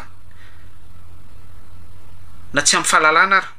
nanaovanao an'ilay pratika fa manaiky an'ilay fanapitarika ianao manaiky an'ilay pratika ianao oranao rehefa lay pratika dia tsy madio lay tenin'Andriamanitra fa misy an'ilay masirasira tsy teteny zavatra betsaka ary ny antony tenenako an'izay dia tsotra be fotsiny hoe etsy sady tery zany hoe raha etsy sady tery ny lalana makany an-danitra dia lay tenin'Andriamanitra tsy ekenao mihitsy hoe ampia Jesosy ampiany tenin'Andriamanitra tsy ekenao izy ny teritery kokoa noho ny lalana noho ny lay hoe zay tenenanao dia manao pratika il suffit mandotra antenao dia levona ny fahotanao na tsy fantatro tsaiko ny ozina zay ozina mitambesatra eo amin'ny fiainanao sy ny ohatran'izany tsy fantatro tsy haiko anjaranao mamaly an'izay dia rehefa midefendre amin'izay ilay pasteur dia ozy hoe tsisy ovakina zany reny tsisy pratikana labozia any tsisy pratikana mijery-bolina any tsisy zay zany argument narosany fa hoy io izy zany manambara izy zany manambara alaina fotsiny a ny daty alaina fotsiny a ny anarana feno a le taratasy angonina izy zany manambara zany hoe raha tsy mila an'le pratikana tsy haiko na excuse ny azy na tsy fantatro tsy haiko raha ohatra izy tsy manao pratikana labozia tsy manao pratikana boula cristal kinona ny intérêt anangonana anaran'olona fanga tsy ampitononona amin'ny anaran'i Kristy fanga tsy fanahy maheriny ao anatsika fanga tsy ampy hoe ny rahan'i Kristy Jesosy teo amin'ny azo fijaliana ary amin'ny anaran'i Kristy Jesosy rery ihany no anapahanao ny ozina sy andevonanao an'izay karazana vitana nitambesatra amin'ny pinsy ny ohatran'izany fa tsy maintsy animena ve ny zavatra ohatran'izany zany hoe contradictoire mitsingevaeva be zany lay rehefa mamoaka publication tahaka izao tsika ary ny dévoilena an'ilay secret dia misy toy ny hoe issue de secours afahana manao échappatoire afahana se présenter excuse celui qui s'excuse s'accuse any vela izy mbola raha-matena foana ve isika hoe zay dia tsy mipratika tsy manao pratika na voyant tsy manao pratika na médium izay tsy manao pratika zavatra ohatran'izany izay fa alainay fotsiny a ny taratasy raha tsy manao pratika anao dia maninona inona ny intérêt anareo aka taratasy aka datinandro aka tononandron'olona aka ny mombanomba ny olona anankiray à quel point à quel moment Jesosy Kristy tokana tendrombohitra taona toko fahadimy ny ondrana tsambokely ny mpianatra koa tahaka an'izany tany amin'ny synagogue ailleurs partout à quel moment à quel point nangataka date de naissance date paterahan'ny olona anankiray ny anarana fen'ny olona mba valio a tompoko mba valio zany hoe alainareo ny une partie de avelanareo zay le nyresahan'ny Paul teo hoe esory lay masirasira 1 Corinthiens 5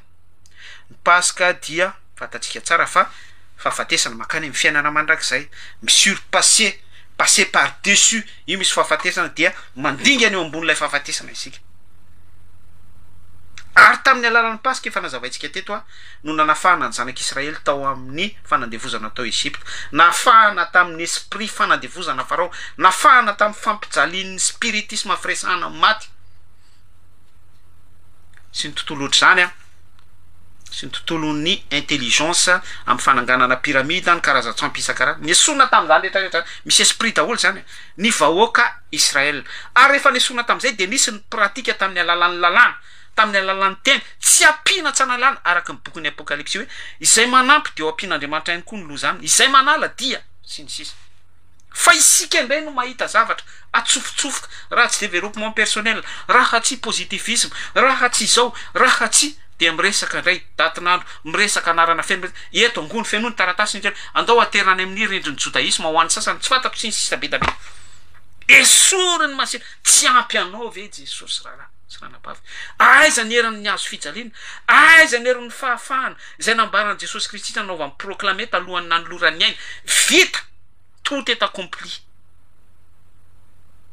dia anao manana popularité manana mega church manana fiangonana maneran-tany vao miteny fotsiny anao tonga dia roboka daholo ny olona ary tonga dia mba tsy tenanako hoe izao tontolo izao miakohakeo anatrehanao miainiranao sy ny sisa rehetra ianao indray no manafangaro an'ilay fivavahana Jesosy Kristy mofo tsy misy masirasira fenao indray no manatsofoka karaza-tsira ao anatin'izay question de réflexion zay zavatra zaraiko zay fa tsy miteny aho hoe fiangonany démonie fivavahany démonie zao sy zao tsy araka ny sitrapon'Andriamanitra anao reo dia devoly anao reo dia satana satria zay foana ny andraisan'ny olona azy tsy an'ilay izy ahafahanao mandiny tena indrindra isika rehetra ao ariana isika rehetra ondriny reny fiangonana ireny fa raha dinianao any karazam-piangonana misy rehetra dia misy an'io masirasira io daholy rofiny isika voanalana afaka analan'le masirasira de eto de mampita afatra tsy ny afatra fa ny afatra ny baiboly ny sanaka ihany manafaka dia ho afaka tokoa isika rehetra amen mazavatra eo hoe raha te ho afaka ianao de atao fiampy anao Jesosy lay zavatra nambarako tany amin'ny fiandohany zao zavatra zarentsika zao zao sary sy feo zao de hoe Andriamanitra zay fotsiny ihany satria Andriamanitra dia Andriamanitra révélateur niseho tamin'ny Mosesy izy niseho tamin'ny zanak'Israely izy tamin'ny alalan'ny herin'ny lalàna miseho amintsika ihany koa izy amin'ny alalan'ny Kristy Jesosy teo amin'ny hazo fijaliana nanombohany zavatra rehetrarehetra nombohana fa tsy hoe ny atomboka teo nombohana teo ny fahotako sy ny fahotanao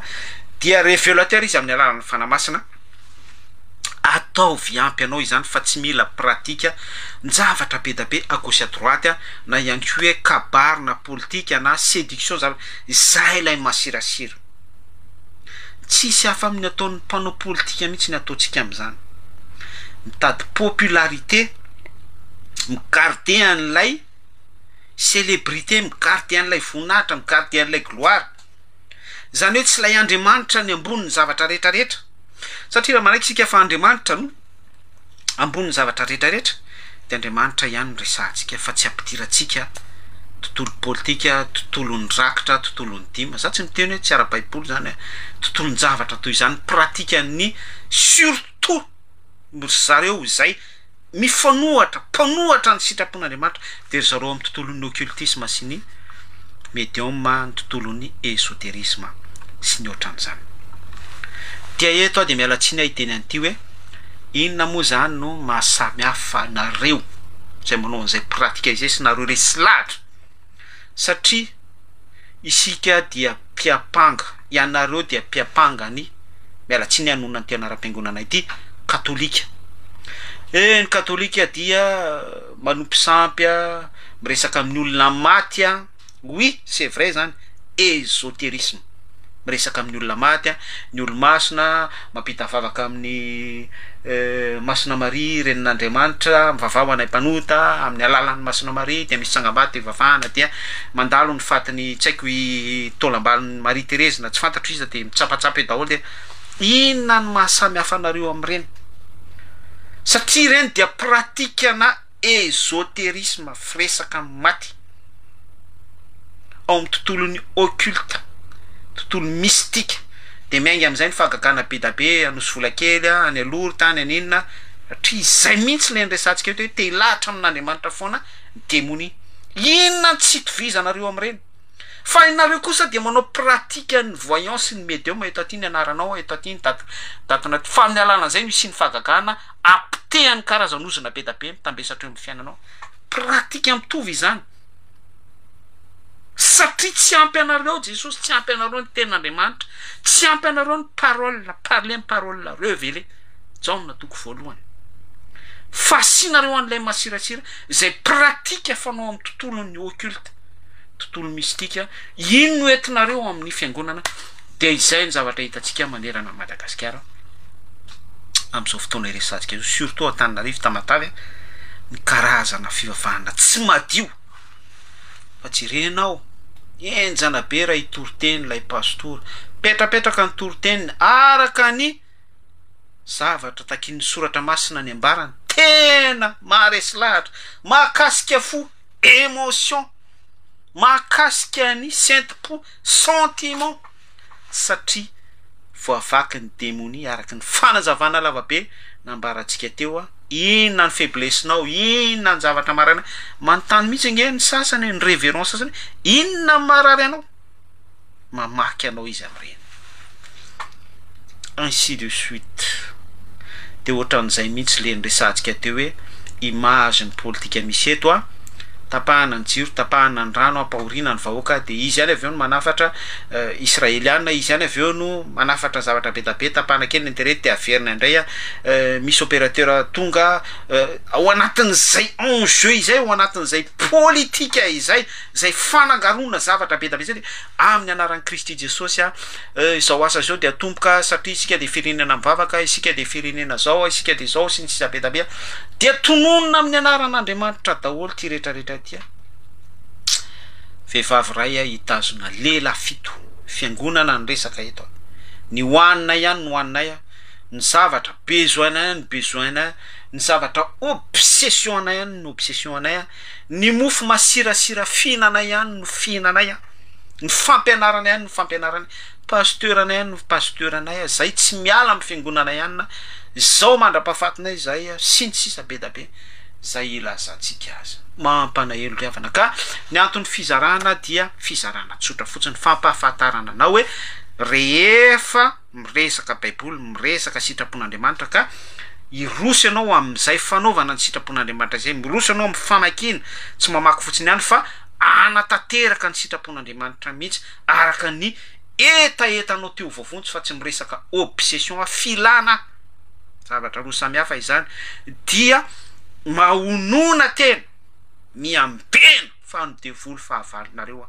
mierona tahaka ny liona mitady zay rapany mahonona tena ny dikan'izay de le vokatra ny fanahy fasivy efa nazavaintsika teto fahononam-po important be mihitsy mila manana an'izay ianao le hoe mahono tena mahonom-po aza mihevitra mihoatra zay tokony heverina mihevera araky ny antonony ahafahanao mahazo an'le hoe fatra tsara sady hitsana no apetraka eo ampifonareo Andriamanitra ny mamatra an'izay juste par rapport amin'ny toe-potsika ny toe-panahintsika ny karakteratsika ny toetratsika na de mpandainga atsika ohatran'ny Jakob na de mpamitaka sy mpamingana ary isika na dia sy ny sisa be da be ary isika mpandainga intelo ohatran'ny Petera na plus que zany na dia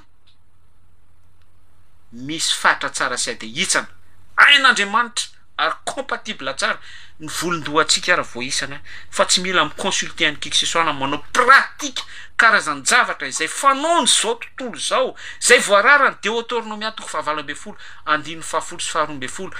pahita magicienne médium voyant ry zareo milaza azo mandeha any amin'ny tontolon'ny voyage astral sy ny tsy fantatry tsony ny ésotérisme fanangafangaronao ny zavatra be da be développement personnel ny tontolon'ny zavatra ohatran'izany ny positivisme tsy mila an'izany ny soratra masina esorony masirasira ela 1 Corinthiens 5:7 fa voavony Kristy paska ho antsika Kristy Jesosy voavony azo fijaliana paska fanavotana ho antsika zay ihany no ahafahantsika ho avitra zay ihany no ahafahantsika mandray ny salut miala amin'ny fahafatesana makany amin'ny fiainana mandrakizay fa du moment ianao mi-injecté du moment ny fampianaranao infecté du moment misy zavatra kely tafiditra masirasira ary eo no mipetraka ny famarinan'ny soratra masina ety sady tery ny lalana makany amin'ny fiainana mandrakizay de izay le vavahady ety sady tery hoe ampy anao ny soratra masina tsy maintsy compatible amin'izay hoe ampy anao ny soratra masina izay anao tsy maintsy compatible sy marina aminao ampy a Jesosy fa raha vao mitady échappatoire ianao mitady zavatra kely misy fofopofona misy fahavetavetana misy grain misy zavatra voan-javatra kely misy semence zay tsy avy ao amin'ny baiboly tafiditra ao anatin'ny fotom-pampianarana zay inonao sy fandresen-dahatra na resy lahatra anao de miteny aminao ny soratra masina anio sy ny fampianarana ny zavatra zay zarain'Andriamanitra tsy toa amintsika ny tenako ihany koa de mandray anio dia mila ampy anao Jesosy zay lay vavahady teny midira amin'ny vavahady ety anareo sarotra amin'ny manao anio sarotra amin'ny manao anio tsy mora ary izay hoe sarotra izay no ilantsika ny fitarihan'ny fanan'Andriamanitra mila manaiky isika tarihan'ny fanan'Andriamanitra alleluia alleluia sotra ny tompo lehibe isika de mirary soa ny fiangonana MRE sika rehetra dia samy nanao erreur daholy sika rehetra dia samy nanao adisoana daholy raha nisy ny olona nanao adisoana be indrindra de ny tenako zao ny voalohany ny antony puba dia tsy fanambaninan'iza siza, fidenigirenan'iza siza, fanondrona hoe ianona de devoly fiangonana tsy izy ohatran'izao, tsy atompoky na de misy ary ny teny mahery, lay hoe mahery dia lanja teny ahafahan'ilay olona ho taitra sy fo fa tsy sanatry fikendrena. Na de nisy ary ireny a dia mino afa ao amin'Andriamanitra afaka miratirapeny ireo ratsika avy isika rehetra, famindrapo no sitrako hozy Jesosy Kristy efa namondra fo amintsika izy tamitsika teo amin'ny hazo fijaliana izy fa tsy fanatitra alatsatra, zany hoe zay fanatitra alatsatra zay de efa ny démonie zay, satria du moment hoe tapitra ny fanekena alliance voalohany tamin'ny alalan'ny fanatitra alatsatra dia accompli tamin'ny alalan'ny Kristy Jesosy, ny dikan'izay dia ny raha dia aina, lay fanatitra amin'ny alalan'ny aina lasa ny satana tapitra izay, tokony ho tapitra izay satria vitan'i Jesosy Kristy teo amin'ny hazo fijaliana ny famonjena. Ny tinambara amin'izay dia famindrapo no sitrak'Andriamanitra fa tsy ny fanahintsika very tafiditra ao anatin'ilay fanatitra latsatra zay trohan'ny satana, satria lay raha aina, lay amin'ny olona izay victime selohan'ny fampianaran-diso, selohan'ny mofo masirasira izay ekeny sy zavatra be da be fifangarona détail tsotra kely ohatran'izany sy kely bitika tsy hitan'ny microscope ohatr'izany mahalavim-pino anankiray ka mahatonga azy irona ho any amin'ny fahafatesana faharoa. Famindrapo no sitrak'Andriamanitra, mbola mamindra fo amintsika rehetra Andriamanitra sy to voalohany amin'izany ny tena koa. Manaraka an'izany a ny fiangonana resantsika eto a zay be da be no olona no convertisy resy lahatra tamin'ny alalan'izany fiangonana zany a, ny conviction no nivadika mpanota izy ary lasa kristianina izy a, religion resahako eto a, fa mbola tsy miditra resaka épouse a, tsy miditra vady ampakarina fa atoko fotsiny kristiana, zany hoe olona ao anatin'ny tontolo mahafantatra ny sitrapon'Andriamanitra dia andao iverina amin'ny Kristy Jesosy sika ampy ataovy ampy anao ny teny aok'izay ny fampifangarona ny tenin'Andriamanitra mikarazam-pampianarana isan-karazana. Raha nisy teny nandratra-nareo raha nisy teny izay nakarary ny fonareo sy nohatran'izany dia aza eritreretinao tsy fitiavana ireny za afaka rianareo fa ny tenin'Andriamanitra aza rina. Tianao Jesosy mirary soatsika rehetra dia mirary andreo zay amonjy vavaka tendrombohitra averiko foana hoe tandreminy ara-panahinao, il faut savoir discerner, surtout aza manaiky ametrametrahan'olona tanana zany fa fafafazan'olona rano anaovan'ny olona rita, surtout ny pratika an'izao tontolo zao. Jerevy ny soratra masina, inona ny eo amin'ny baiboly, batisa ikeo ny batisa, inona ny eo amin'ny baiboly ositra de jereo tsara, il faut savoir discerner tahaky ny ahoana ny ositra tian'Andriamanitra ampitaina amitsika, tahaky ny ahoana ny processus ny am'izay ositra zay rehefa manam-potoana atsika de ho azavaitsika any amin'ny ositra hoe olombelona manositra, Andriamanitra manositra sy ny ohatran'izany. Raha misy ihany koa ny pratika pasika sy ny ohatran'izany, inona ny tokony ho fihinana, inona ny tokony ho ekena, inona ny fiainana tokony ho atrehana ao anatin'izany, commémoration ve sa tena mbola mila mamonondro ve sa tena ekena mihitsy hoe tiany pasika, satria zany zavatra misy any resaka pasika ny jiosy teo de ho an'ny sasany avonona ny ondro de iny mihitsy ny azony pasika ho azy. Ora nefa ty amin'ny ankority hoe voavony Kristy pasika ho atsika, zany hoe tsy lay Kristy voavony pasika fa lasa mamonondro izy de ino ndreny ny banjinina de angonina ny fianakaviana, misy zazakely inconscience teo anatin'ny reny de efa fanahy zay le masirasirana resantsika teo hoe sono ny masirasira ela dia lasa misy pasika ondry, lasa sampy mihitsy ndray le ondry hatrany amin'ny resaka sainte-seine zany de tay be zany zavatra resantsika. Inona moa ny tinambara amin'izany rehetrarehetra zany, ataovy ampy anao ny teny, tsy mety raha tsy manam-pahalalana ny fanahy, zava-dehibe ny fahafantaranao ny sitrapon'Andriamanitra amin'ny alalan'ny teny, satria rehefa mahafantatra teny ianao, mahay ny teny ianao amin'ny alalan'ny fitarihan'Andriamanitra, ny dikan'izay mahafantatra n'Andriamanitra ianao, ny teny tao amin'Andriamanitra, ny teny de Andriamanitra, ny teny tonga nofo nidina tamitsika, Jesosy Kristy ilay nidina tamitsika tonga nofo. Mahalala ny teny ianao tafiditra anatin'ny relation amin'ny alalan'ny parole ianao teny, ilay parole Andriamanitra ny se révélé tamin'ny alalan'ny parole dia ny dikan'izay dia tafiditra relation en relation amin'Andriamanitra anao amin'ny alalan'le hoe manana relation amin'ilay teny mifankazara amin'ny tsy to de hiady anao ao anatin'izany détail izany no ahafahanao mahita fiainam-panompona araka ny sitrapon'Andriamanitra sy juste selon ny parole araka ny tenin'Andriamanitra. Makasitraka antsika rehetra lavalava ny zavatra nozaraina fa zay no ahafahana anjarandre izy de misaotra betsaka anareo naharitra ny aina hatramin'ny farany voninahitra Andriamanitra tsy to ambony zavatra rehetrarehetra izy ihany no asandratritsika ny amin'ny zavatra no enotsika rehetra teo. Misaotra anao zay raha tsy to misaotra anao amin'ny anaran'i Kristy Jesosy raha mbola afaka anjarany zany zavatra tokony ho fantatra izany ny amin'ny tsy tokony hanafangaronay ny teny izay ianao raha tsy to ianao lay révélé tamin'ny alalan'ny teny ianao lay révélé tamin'ny alalan'ny zanaka tonga nofo ary voninahitra tokony ho tsapanay aty anatinay malgré tsy mety voaray anay zany tsy voaray zany ho an'ny sasany fa teny misy zavatra masirasira teny lay tokony teny tsisy lay mofo masirasira tokony tsisy zavatra fifangarona izany no afafy izany no ampiaina izany no animena any anaty culte izany no amikisana ny olona dia misaotra tompo fa ianao no révélé an'izany teto anio nampafantatra anay teto anio tamin'ny alalan'ny famelabelarana sy ny fampahafantarana avy aminao fa mila ampy anay ny teny fatra tsara sady hitsanao ianao no petraka eo ampifonareo